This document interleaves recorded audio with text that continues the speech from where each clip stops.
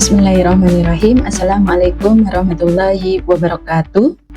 Perkenalkan, saya Ani Riwayati, SEMSI. Saya dosen tetap di Prodi S1 Administrasi Publik, Fakultas Ilmu Sosial dan Ilmu Politik, Universitas Tanjung Pura, yang bertepatan di lokasi Kota Pontianak, Kalimantan Barat. Selamat pagi dan salam bahagia. Video ini dibuat dengan tujuan untuk memenuhi salah satu persyaratan sertifikasi dosen untuk dokumen pernyataan diri dosen dalam unjuk kerja Tridharma Perguruan Tinggi. Di sini saya akan menjelaskan tentang mata kuliah teori organisasi. Pada mata kuliah ini ditawarkan pada semester Ghazal, kode mata kuliah SPA 105 dengan bobot 3 SKS. Mata kuliah ini dirancang untuk mengidentifikasi penyakit di dalam organisasi, sehingga dalam mengatasinya bisa memberikan solusi dan organisasi bisa beradaptasi dengan perkembangan teknologi dan lingkungan, serta bisa mengelola organisasi untuk bertumbuh dan berkembang dengan evaluasi diri, berpikir kritis, bertanggung jawab, dan beretika, serta memiliki kepekaan sosial. Kurikulum mata kuliah ini didesain berdasarkan Outcome Based Education atau OBE dengan CPL prodi yang dibebankan, yakni CPL 1 mampu menginternalisasikan nilai-nilai beriman dan bertakwa kepada Tuhan Yang Maha Esa, berakhlak mulia, mandiri, bergotong royong, berkebinekaan global, berpikir kritis, kreatif, komunikatif, adaptif, dan inovatif sebagai pembelajar sepanjang hayat dalam kehidupan bermasyarakat dan bernegara.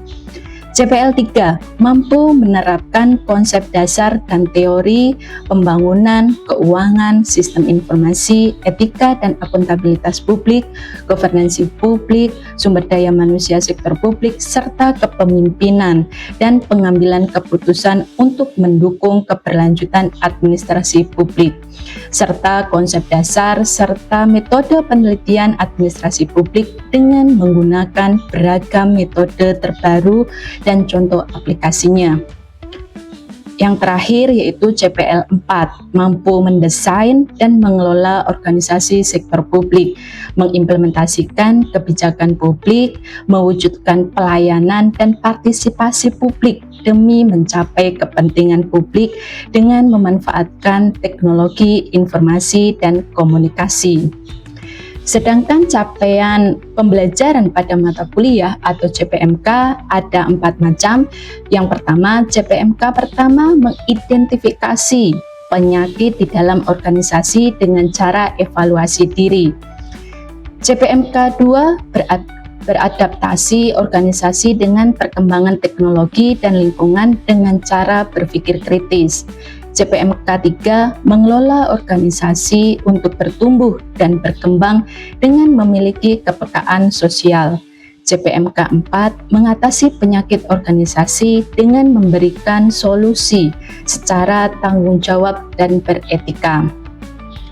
Mata kuliah ini diajarkan dalam total 16 pertemuan dengan pembagian pertemuan pertama sampai ke-7 berbentuk pembelajaran dan ke-8 adalah UTS, serta pertemuan ke-9 sampai ke-15 berupa pembelajaran dan pertemuan yang ke-16 adalah UAS.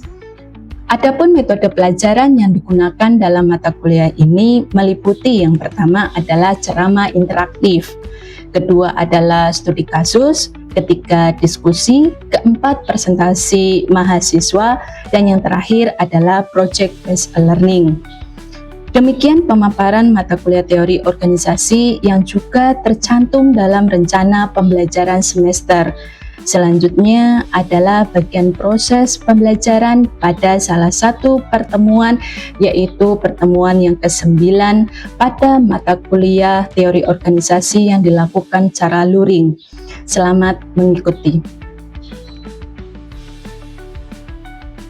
Bismillahirrahmanirrahim. Assalamualaikum warahmatullahi wabarakatuh. Waalaikumsalam warahmatullahi wabarakatuh.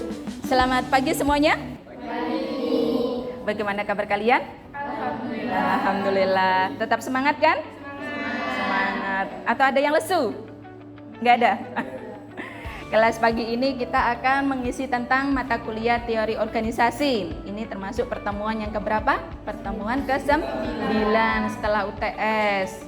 Sebelum UTS ada yang masih ingat tentang materi tentang apa?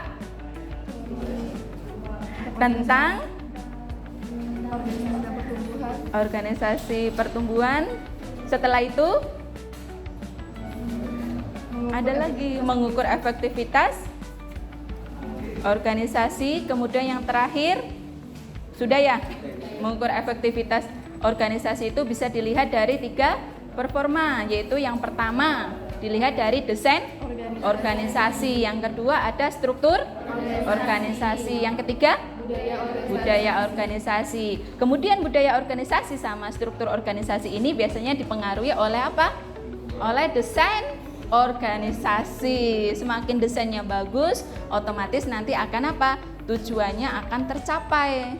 Kemudian selanjutnya kita akan lanjut lagi ke materi berikutnya, yaitu tentang teknologi informasi. Ada bayangan nggak nih tentang teknologi informasi? Ada kan? Atau pada bingung tentang teknologi informasi? Udah canggih-canggih semua ya? Kalian termasuk generasi apa ini? Generasi milenial atau Z? Generasi Z. Kalau generasi milenial itu saya. Kemudian CPMK. CPMK itu apa? Biasanya kalau kita pertama kali kuliah itu biasanya harus ada RPS. Salah satunya ada CPMK. CPMK itu apa? Capaian pembelajaran mata kuliah. Nah, untuk pertemuan kali ini capaiannya untuk apa? Silakan dibaca. Untuk apa itu? Beradaptasi organisasi dengan perkembangan teknologi dan lingkungan dengan cara berpikir kritis. Nah, itu berarti poinnya salah satunya apa? Mahasiswa itu disuruh berpikir kritis. Semakin ada teknologi informasi, semakin kalian bisa memecahkan masalah nih. Bukan kalian ketergantungan sama teknologi, tapi bagaimana caranya apa? Teknologi itu bermanfaat. Kalau seandainya teknologi itu hilang, kalian pun masih tetap bisa apa? Bisa jalan. Soalnya apa? Kalau kita ketergantungan dengan teknologi, kalau seandainya teknologi itu menghilang, otomatis kalian akan apa? Tersesat, nggak ada jalan kan? Nggak mencapai tujuannya, malah tambah makin bingung. Seandainya nih kalian udah terbiasa pakai laptop, kemudian tiba-tiba laptop kalian rusak, kira-kira alternatif apa yang pengen kalian ambil? Pakai handphone atau mencatat dengan pensil, pulpen? Itu alternatif lainnya kan harus ada. Yang namanya planning itu ada plan 1, plan 2, plan 3. Seandainya kalian nih pengen lulus kuliah, berarti kalian harus punya strategi. Ini juga gitu. Teknologi informasi nanti kita akan membahas tentang salah satunya ada strategi. Coba saya akan menunjuk salah satu dari kalian nih. Mbaknya silahkan. Kira-kira strategi sama tujuan tuh organisasi biasanya merancang mana dulu? Strategi dulu atau tujuan terlebih dahulu? Tujuan dulu. Kalau tahu tujuannya baru merancang strategi. Baru merancang strategi. Seandainya saya nih pengen strategi dulu baru tujuan, boleh nggak? Karena kalau strategi dulu, tapi nggak sesuai dengan tujuan yang mau dicapai. Oh gitu. Berbeda. Silahkan, ada yang beda pendapat? Atau setuju semua? Berarti tujuan dulu ya? Tujuan dulu baru strategi. Berarti kalian kuliah di sini harus punya tujuan terlebih dahulu ya? Punya tujuan dulu baru punya strategi. Kemudian ada yang bisa mencontohkan antara tujuan sama strategi. Siapa yang sukarela? Menggambarkan tentang tujuan sama strategi di sebuah organisasi nih.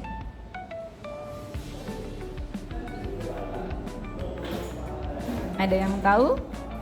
Tujuan sama organisasi tadi kan udah disebutkan.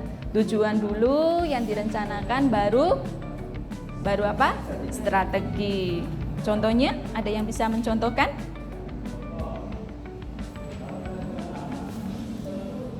Silakan. Bebas. Kalian kan disuruh tadi kan CPMK-nya apa? Berpikir kritis. Jadinya bebas kalian mau menggambarkan seperti apa, itu nggak ada yang salah. Silakan. Tentang tujuan sama strategi. Ini mbaknya mau angkat jari kok setengah-setengah terus. Silakan mbak. Misalnya ibu organisasi di kelas ini, Ya. tujuannya tadi untuk lulus satu. Nah, strateginya pertama kita mengikuti pembelajaran, selalu masuk minimal 5%, Ya. mengerjakan tugas sampai nanti skripsi sidang atau lulus nanti. Sudah? Sudah. Nah, itu gambaran tentang strategi. Ada gambaran ya tentang strategi ya. Semua orang pasti punya strategi. Ada nggak yang hidup tanpa strategi? Nggak ada. Soalnya apa? Kita ditakdirkan, yang namanya manusia itu ditakdirkan punya akal. Tujuannya untuk berpikir. Kita lanjut lagi poin yang selanjutnya. Mana ini?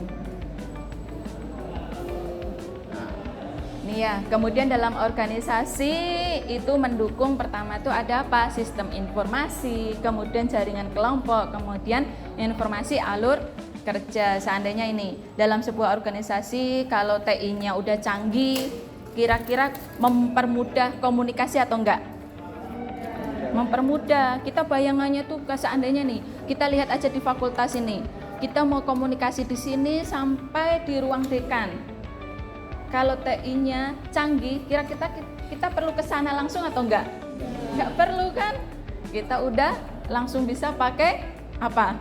Pakai teknologi. Ibaratnya kita bisa komunikasi, bisa langsung WA ya. Tapi kita kembali lagi, yang namanya komunikasi itu juga harus mempunyai adab. Nggak bisa kalian ngibaratkan kalau seandainya nih kalian mau komunikasi sama dosen kalian, sama teman kalian, berbeda atau sama? Beda. Nah, kalian berkomunikasi sama orang tua kalian, berbeda juga kan?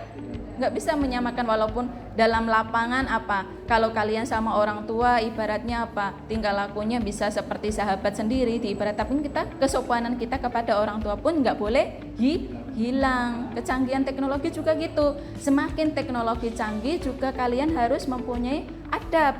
Semakin apa? Adab kalian nggak boleh sewena-wena. Ibaratnya ini, teknologi udah canggih, kalian membuat tulisan cuma tinggal copy paste, boleh nggak? Itu kan makin canggih kan? Makin canggih, terus akhirnya apa? Orang membuat lagi untuk mengukur tingkat plagiarismenya. Orang menciptakan Turnitin. Kemudian Turnitin udah canggih nih, nanti ada yang lebih canggih lagi, bisa mengelabui Turnitin, ya enggak? Semakin canggih kan teknologi? Kira-kira orang semakin bodoh nggak manusianya kalau seandainya ngikutin perkembangan teknologi tapi nggak ada adabnya? Semakin manusia bisa semakin dibodohin sama teknologi. Makanya itu, ini kita masuk revolusi 5 point. Bedanya apa sama 4.0? Itu ada perbedaan ya antara 4.0 sama 5.0. Kalau 4.0 itu kan kita bagaimana cara menggunakan teknologi untuk biar ada kebermanfaat. Baru 5.0 itu baru berpikir tuh bagaimana manusia itu tidak diperbudak oleh teknologi. Berkebalikan sekali kan?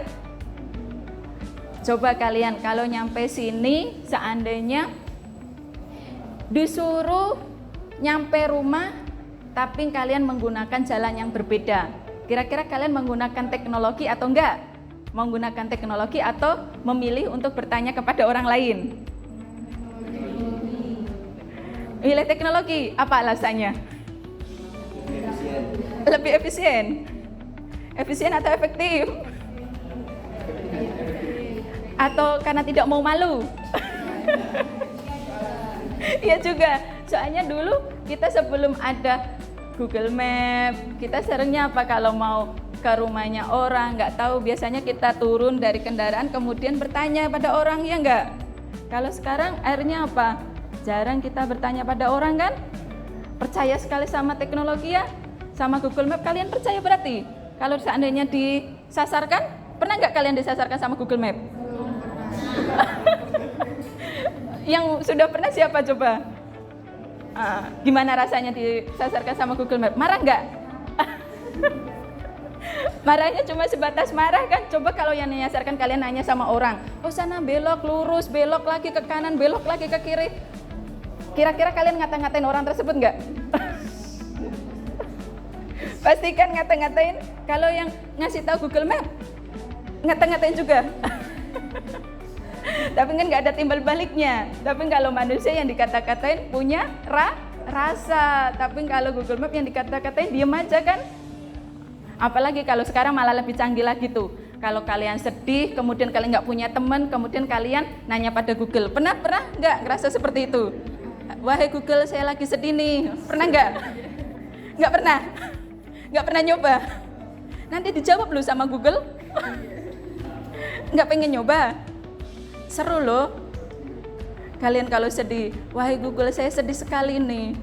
Maukah kamu berteman sama dengan saya? Langsung dijawab sama Google. Setia sekali Google, ya enggak? Iya enggak?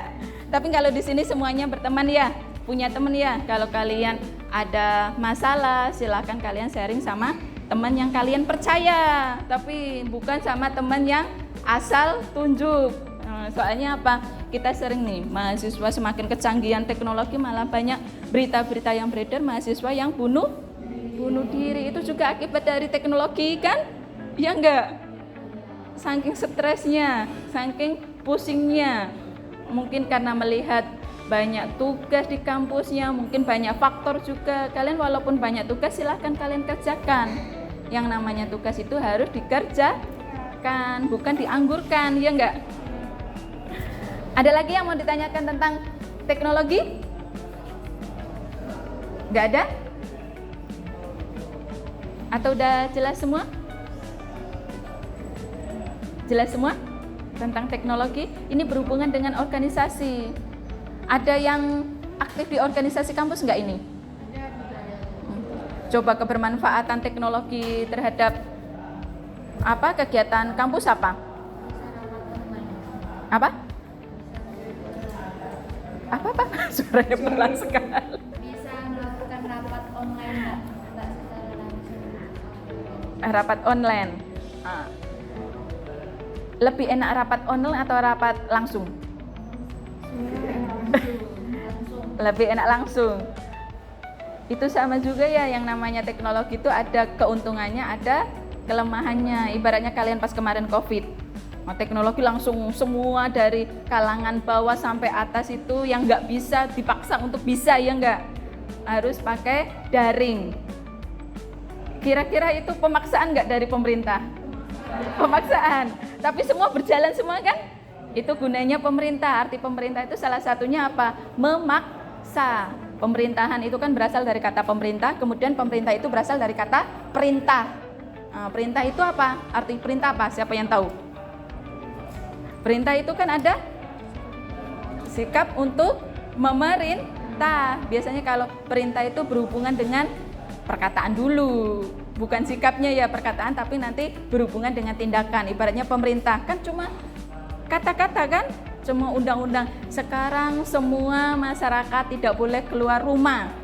Silahkan aktivitas menggunakan daring, ya kan cuma perintah. Tapi harus dilaksanakan atau enggak? Harus dilaksanakan karena pemerintah juga memiliki kekuatan hukum. Ini ada yang dari awal kena COVID udah kuliah di sini atau belum kalian? Belum ya, belum daftar ya. Soalnya banyak berita tuh orang-orang yang lulusan dari COVID yang daring terus itu kualitasnya lebih rendah. Berarti kan ada hubungannya nih, pembelajaran secara langsung sama tidak langsung. Kira-kira apa itu hubungannya? Padahal daring lebih enak kan di rumah, kalian nggak usah datang-datang ke sini, nggak usah capek-capek. Tapi kok kualitasnya malah lebih rendah dibanding orang-orang yang datang langsung ke kampus. Ada yang bisa menjawab? Kira-kira kenapa itu, faktor apa? Ya silahkan Mbak. Online masih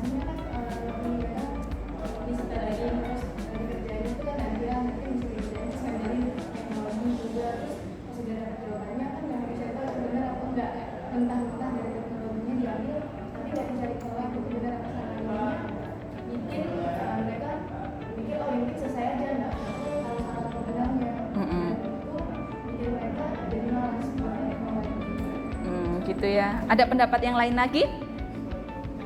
Ya, silahkan.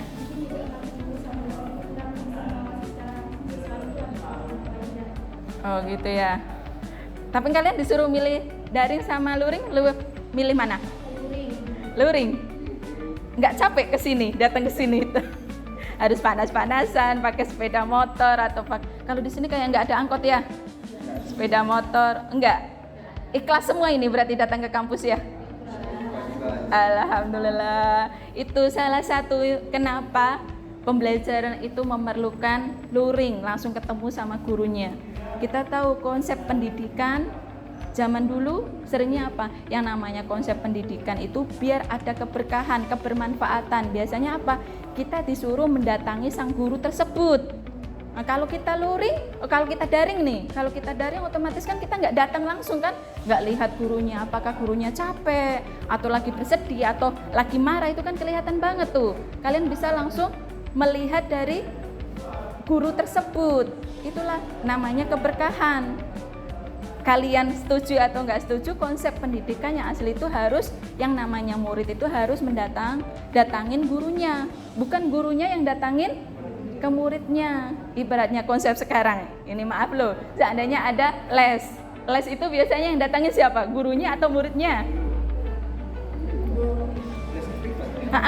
Kan les ada beda-beda nih. Kalau les langsung di lembaganya itu nggak masalah. Ini kayak kita ini, berarti kan kita sama-sama di tempat yang ditentukan, itu sama-sama bisa seperti itu. Tapi kalau kita les privat, gurunya yang datang ke rumah muridnya,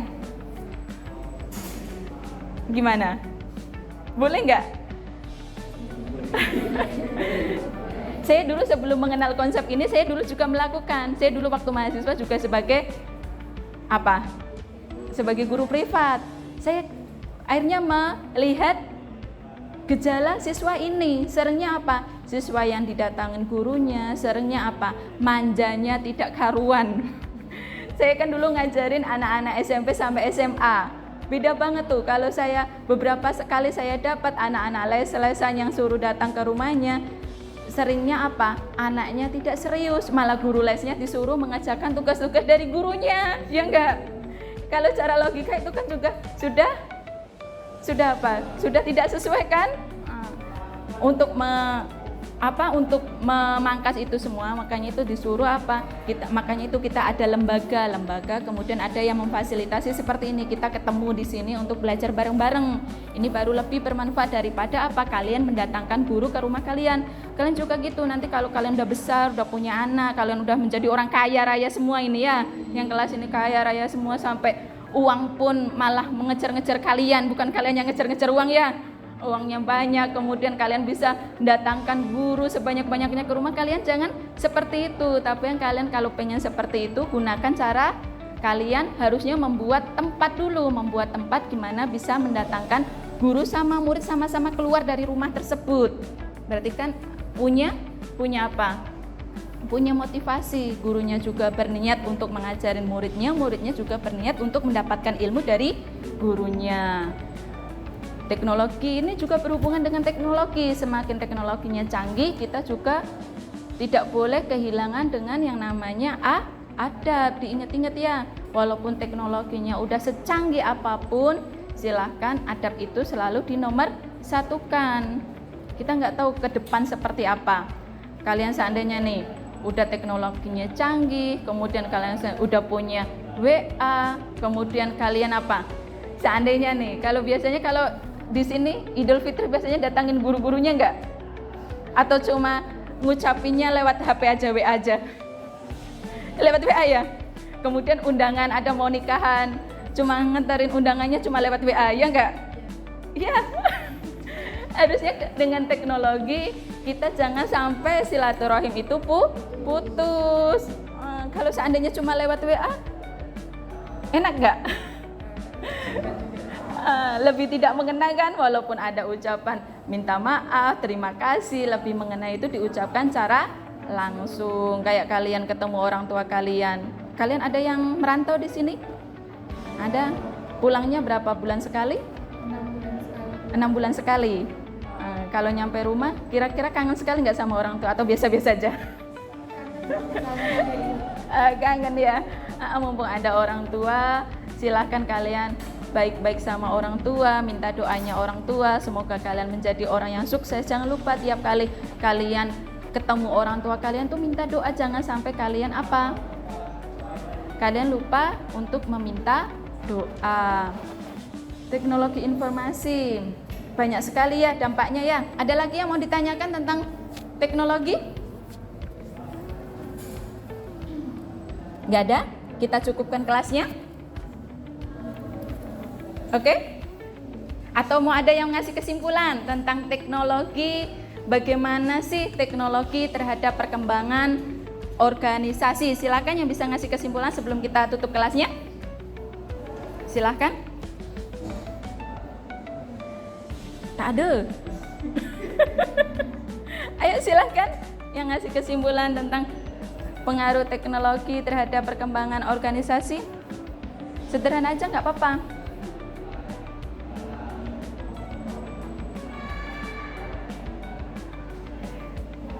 Kesimpulannya apa? Kalian lihat dari kelebihannya sama kekurangannya.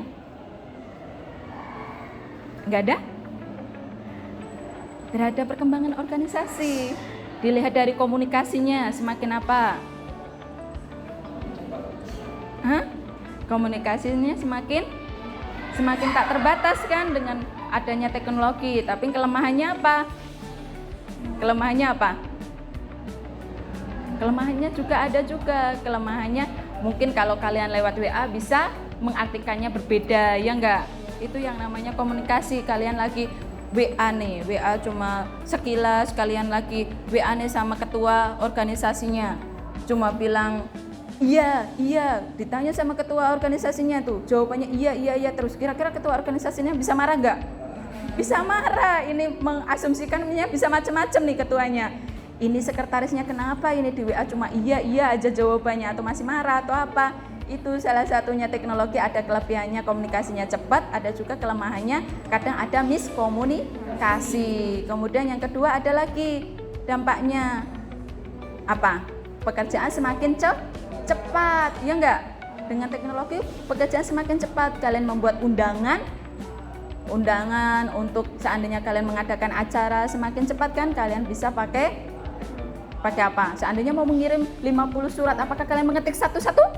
Enggak kan? Itu dengan adanya teknologi kalian bisa cepet kan? Cepet selesaikan. Tapi apa? Kekurangannya tidak bisa semuanya dikirim lewat by email. Ada juga yang kemungkinan ada undangan-undangan yang harus diserahkan secara langsung. Biasanya orang-orang siapa yang diundang secara langsung? Orang terpilih ya. Orang yang terpilih, iya. Itu salah satunya ya, dampaknya banyak sekali nih. Besok berarti tugasnya kalian cari nih. Dengan adanya teknologi silahkan kalian cari 5 poin ya dampaknya. Kelebihannya apa, kekurangannya apa. Kalian cari kelebihannya, kemudian cari kekurangannya. Atau mungkin baliknya, kalian ada kekurangannya, kemudian cari kelebihannya. Mudah kan tugasnya? Kalian gambarkan aja seperti apa analoginya. Ada lagi yang mau ditanyakan? Tak ada? Kita tutup kelasnya kalau tak ada? Nggak ada? Jelas semua? Jelas? Oke. Silahkan sebelum kelas kita tutup, mari kita berdoa terlebih dahulu biar ilmu yang kita pelajari bermanfaat, tidak ada yang sia-sia ya teman-teman. Silahkan berdoa mulai.